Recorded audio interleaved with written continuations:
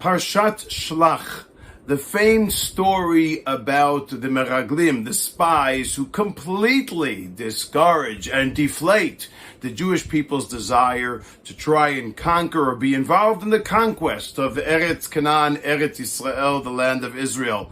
You want to know what we learned from this parsha? We learned that everything counts.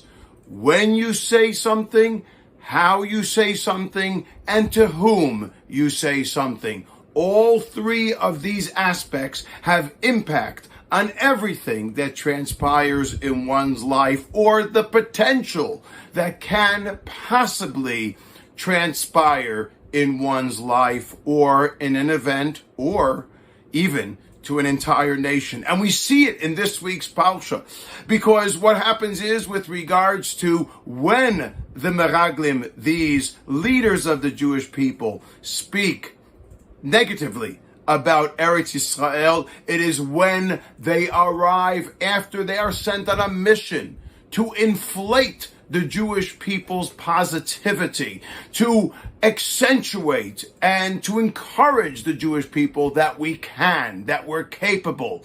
And specifically when they return at the crescendo, when all of the Jewish people are expecting to hear wondrous things, they come out and say, no, we cannot. When they say something. How they say it negatively, expressing themselves by first building up the land as being wondrous and beautiful and glorious, only to then say, Ephes ki az ha'am. It is an impossibility for us to deal with this conquest. It's impossible for us to accomplish this feat of conquest, of being able to overcome these foreign nations who are so grand, so mighty, so warriors, so strong in their physicality, in their brute strength and force. And this is something that they say, Ha'amalaki, Ha'knaani, Ha'chivi, Ha'prazi. They go through every single nation that is there. And then they say, Lo nuchal laha lo tuto. Don't get any delusions of grandeur. We cannot possibly accomplish this feat. Vanehi beinenu kechagavim v'chein hayinu beineihem. We were like grasshoppers. We were small, insects to them. We were completely insignificant in their eyes, certainly not threatening. It's how you say things. And finally, it's to whom you say it. Who are they speaking to? Not only to Aaron and Moshe, not only to the leaders of the Jewish people, but to the entire nation, to everyone. They completely deflate all of the hopes that the nation has. And so all of the commentaries on this week's Torah portion who discuss what exactly went wrong, how it went wrong, what did they say wrong, the answer is all of the above. It's how you say something, to whom you say something, and when you say it.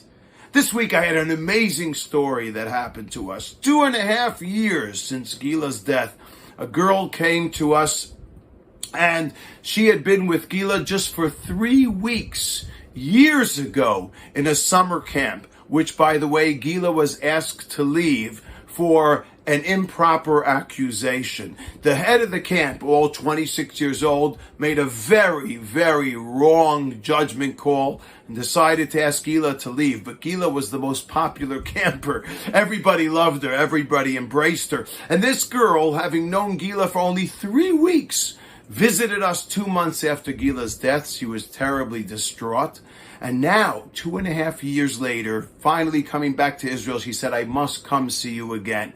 And when she came to see us, she told me an amazing story. She told me that after Gila had been asked to leave camp, Gila, on the day that she was asked to leave, went over to her closest friends, put her arm around them and said, guys, is everything okay?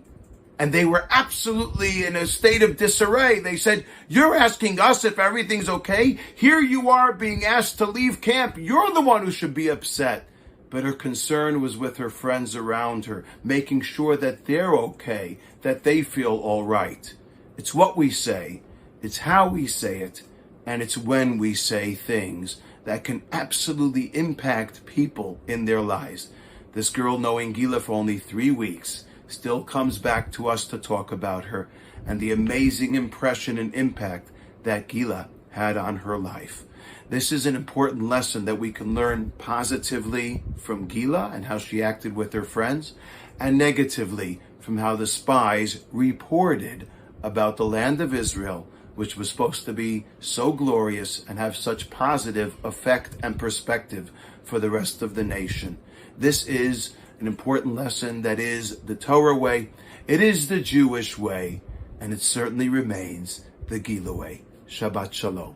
Thank you once again for joining us. Please remember to consider subscribing to the page below and send me your comments. I will get back to you. Have a great day.